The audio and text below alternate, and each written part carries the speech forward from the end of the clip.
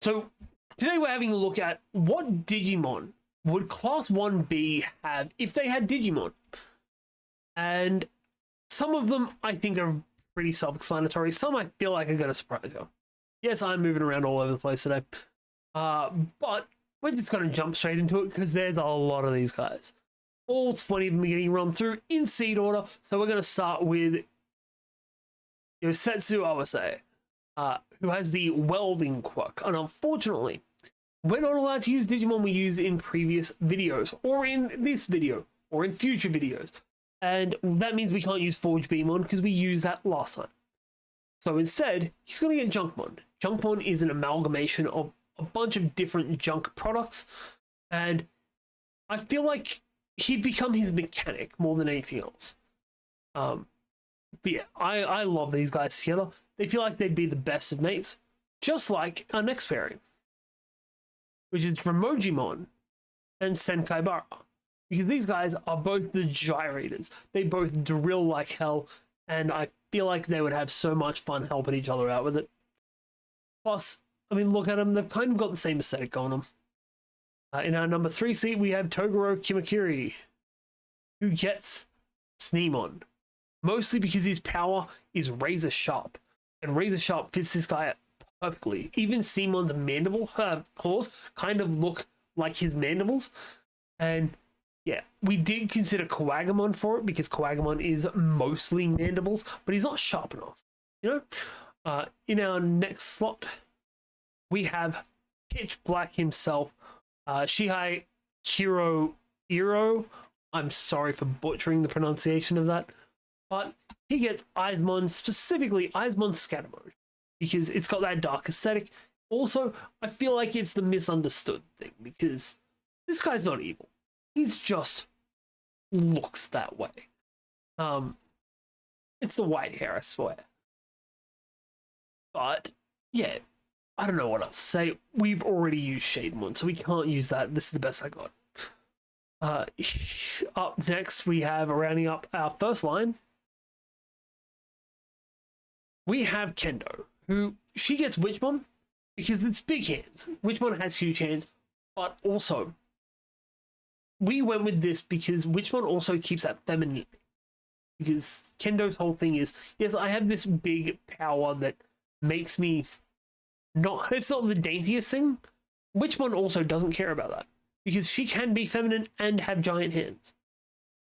Going into our next line, we're starting off with Zenimon and Yui Kodai, who has the grow power. She can make small objects be bigger. And I feel like that works perfectly for Zenimon, because Zenimon can just find Zeni, which is the 5-cent coin. And I think that it would just find a bunch of coins for her to throw and make huge.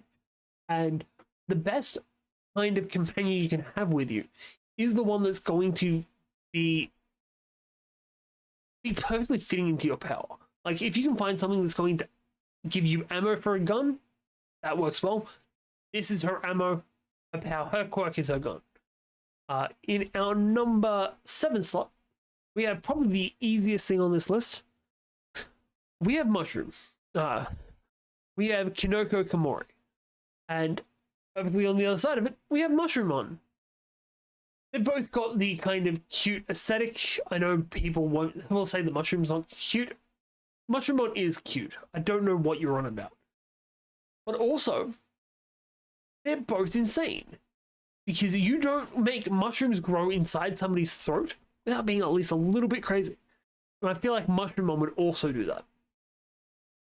Next up, we have Ibara Shiozaki, who has vine powers. And Blossomon was a definitive contender for this.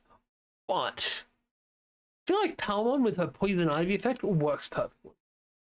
Partly because of the association with like the Femme Fatale Poison Ivy.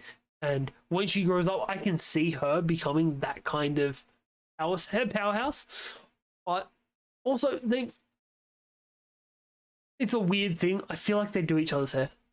I know Palmon only has a flower, but I feel like they'd help each other out with it. Up next, we have Dorota Shida. He gets Jungle Mojimon. Because that is just the same guy, without pants and shades. Also, why does he wear a collar? The collar makes me uncomfortable because that's just a shirt collar. I'd be more comfortable if he was wearing a dog collar. But yeah, I don't think I need to say anything else about these two. They fit too well. And to end up our line, we have Sepikmon and Shoda.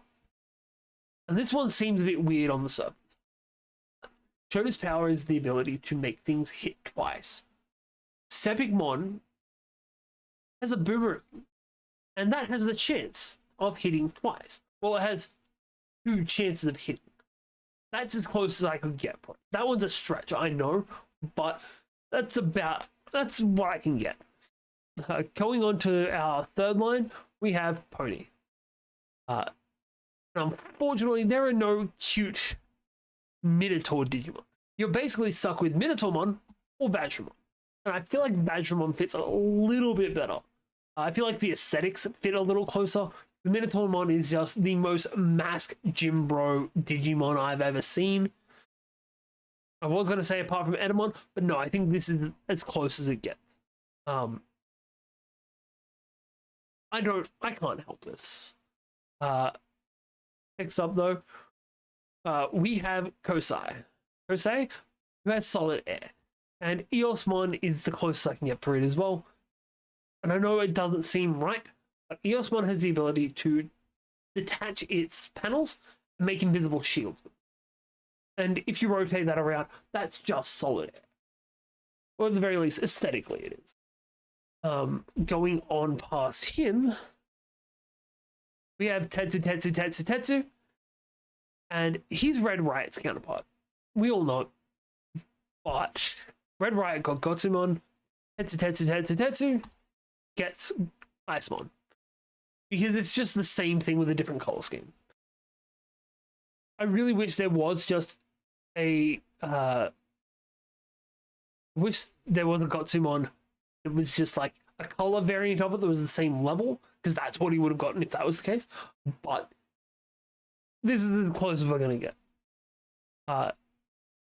Up in our number, 14 slot, we have Setsuna Tokage.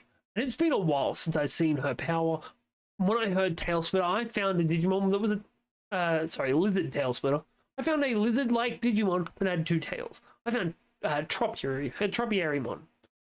That's not her power. Her power is the ability to split herself out and then reattach herself. Kind of like Buggy the Clown.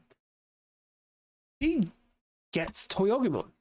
Because Toyogumon, being made out of Lego, can split into pieces and then reassemble itself. Less useful way, still can do it. Finish off our third line though, we get Manga. Manga is difficult for anyone, but I think the closest we're going to get for it is a Kakimon, who is the pencil Digimon, because Manga can make the symbols appear and the pictures appear.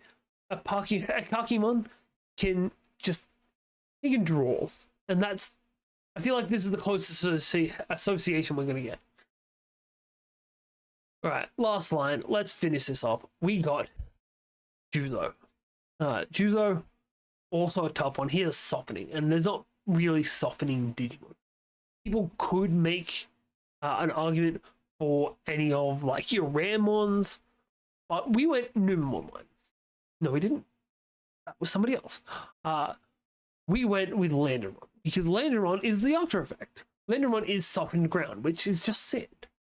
And yeah, that's about as close as we're going to get. Like I said, some of these aren't perfect.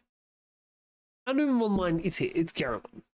And it goes with Kojiro Bondo, which, now that I say his name out loud, oh, that's ridiculous. He's also really difficult to do because there's no glue Digimon. I wish there was. I wish it was just like a roll-up glue stick. This is what we've got. And Garamon kind of fits in with like, he's kind of looks like the glue splatter, but kind of not. He's kind of the throw-in, I'll be honest with you. Up next, we get one that's so easily done. We have Copy. We have Nato Monoma, who gets Mercurymon. Mercurymon has the ability to copy back attacks. Monoma has the ability to copy quirks, and this is literally as close as you're going to get in Digimon. Yeah, he also has a high and mighty air to him every time he appears, and he just thinks he's better than you. And which one of them am I talking about? That's right, you can't tell. It's perfect. Next, we have Poltergeist. We have Reiko Yanagi, who has the Poltergeist quirk. And there are a couple of options for this. We could have gone Soulmon, we could have gone Ghostmon, Spiritmon. We went with Bakumon because it's the OG, it's the best, and its arms are even hanging in the same way that hers are. It's also how we know that she's autistic because it's the thing. And to wrap it all off, we have Hiryurin, who has the Dragon Scale quirk, or Scales quirk. And I went with Dinohumon because it's dragony, it's dinosaur-y, it's person-y. Put them all together, you get these two guys. But let me know down below, how wrong was I? Because there's a couple in here I can't really argue against being wrong with. Let me know how you would have done things different down below, and let us know who we should do next. But I've been Faith, you've been awesome, and I'll see you all next.